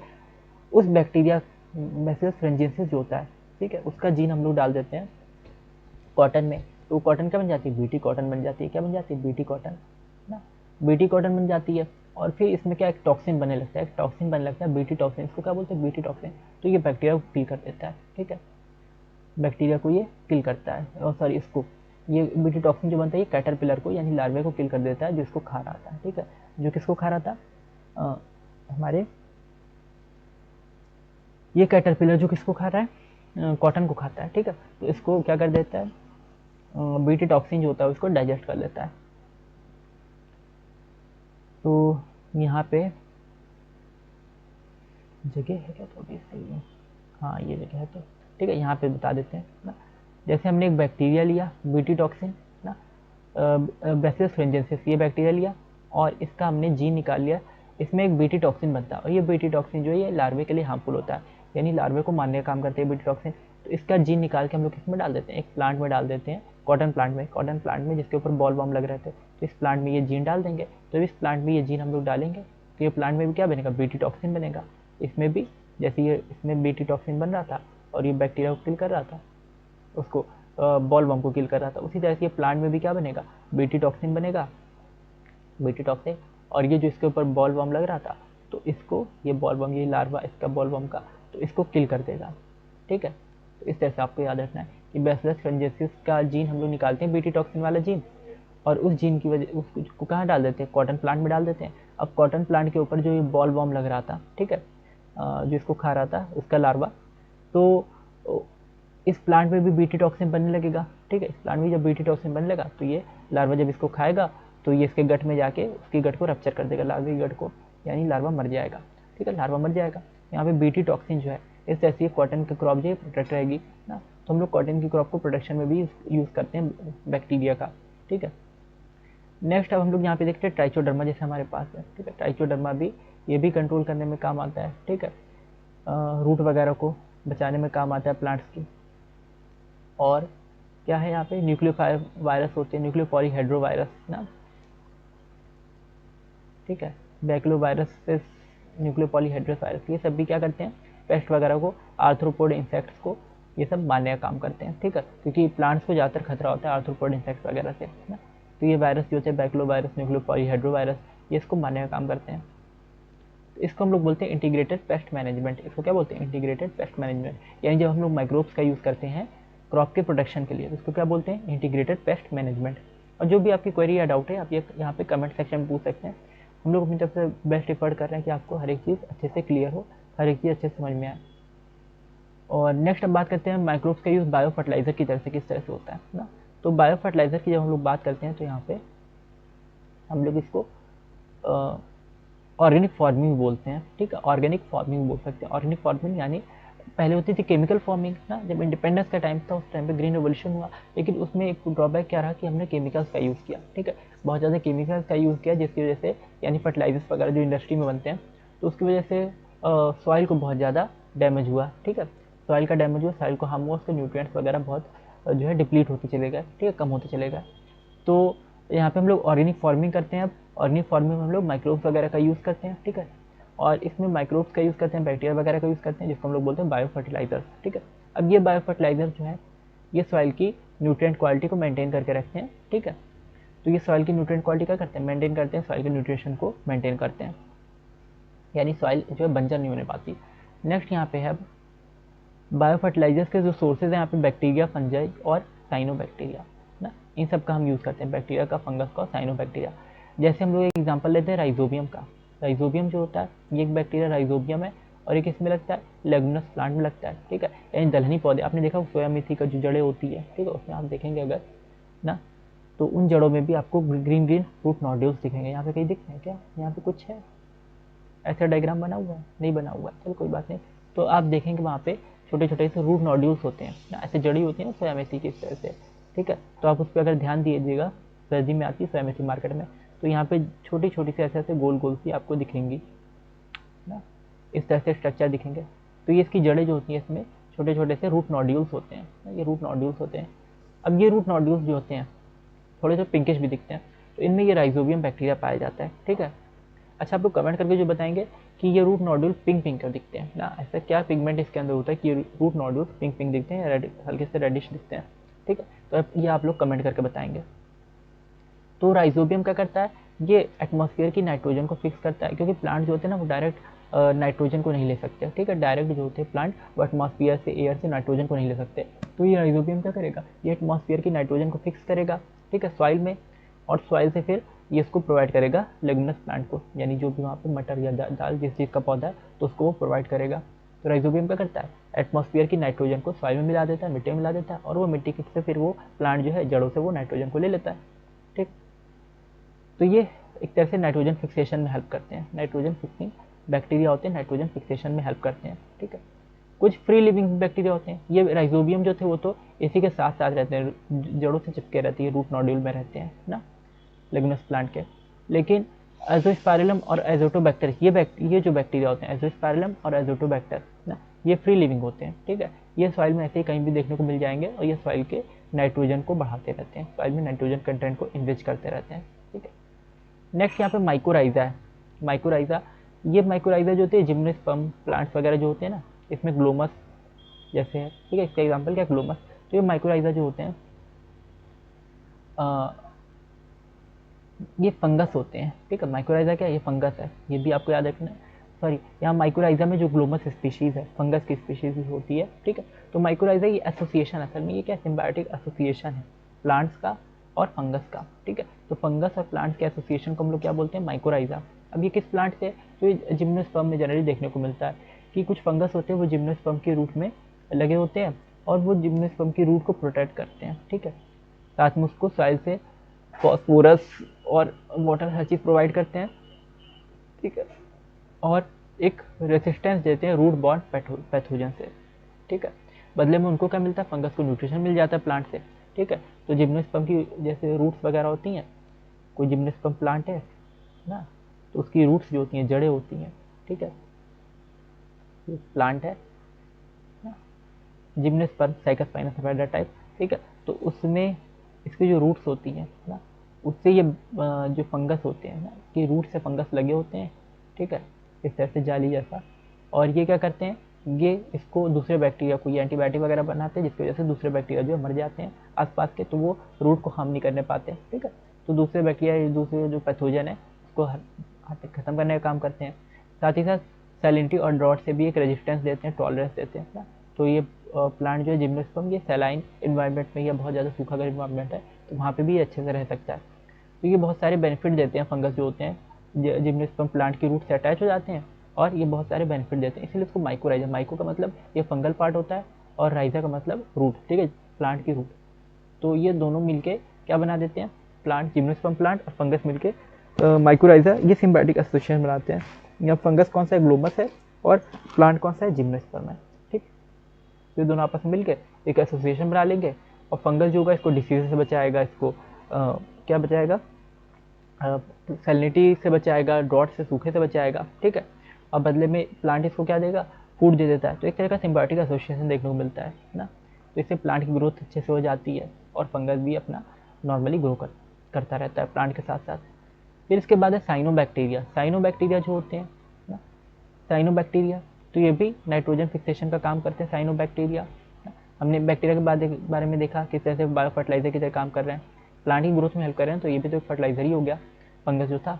इसके बाद है साइनोबैक्टीरिया, तो ये नाइट्रोजन का फिक्सेशन कर रहा है। एनाबिना, नॉस्टॉक, ऑसिलेटोरिया, ये इसका एग्जाम्पल होता है साइनोबैक्टीरिया। क्या क्या एग्जाम्पल है, एनाबिना है, नॉस्टॉक है, ऑसिलेटोरिया है। ठीक है, ये साइनोबैक्टीरिया के एग्जाम्पल होते हैं, और ये नाइट्रोजन को फिक्स करते हैं। जैसे पैडी फील्ड में हम लोग देखते हैं, हमको देखने को मिलता है ऑसिलेटोरिया, तो ये पैडी फील्ड में हमको देखने को मिलेगा यहाँ पे साइनोबैक्टीरिया। एक बायो फर्टिलाइजर की तरह से वर्क करता है। पैडी फील्ड आप लोग जान रहे हो, धान के खेत जो होते हैं, ठीक है, एकदम पानी में डूबे होते हैं। धान के खेत में क्या करते हैं, खूब सारा पानी भर देते हैं, क्योंकि चावल को बहुत ज़्यादा पानी चाहिए होता है। ठीक है, और बारिश वगैरह की वजह से उनमें खूब सारा पानी इकट्ठा हो जाता है, और उसमें अच्छे से चावल की फसल, धान की फसल होती है। तो उसमें ये बैक्टीरिया होते हैं, और साइनोबैक्टीरिया होते हैं, ब्लू ग्रीन एल्गी भी इसको हम लोग बोलते हैं। और ये क्या करते हैं, सॉइल की फर्टिलिटी को बढ़ाते हैं। ये क्या करते हैं, सॉइल की फर्टिलिटी को बढ़ाते हैं, उसमें न्यूट्रिएंट वगैरह ऐड कर देते हैं सॉइल में।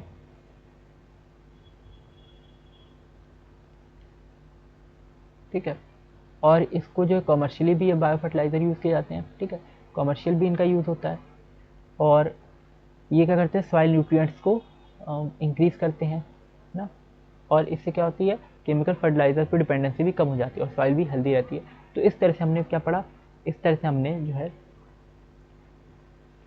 एक मिनट, तो इस तरह से हमने डिफरेंट यहाँ पे देखा बायो फर्टिलाइजर्स के बारे में। पहले हमने देखा बैक्टीरिया के बारे में कि बैक्टीरिया किस तरह से बायो फर्टिलाइजर की तरह से हेल्प करते हैं, और दूसरा हमने क्या देखा यहाँ पे, फंगस के बारे में कि फंगस जो है वो किस तरह से बायो फर्टिलाइजर की तरह वर्क कर रहा है। और फिर देखा साइनोबैक्टीरिया के बारे में कि साइनोबैक्टीरिया किस तरह से बायो फर्टिलाइजर की तरह वर्क कर रहा है।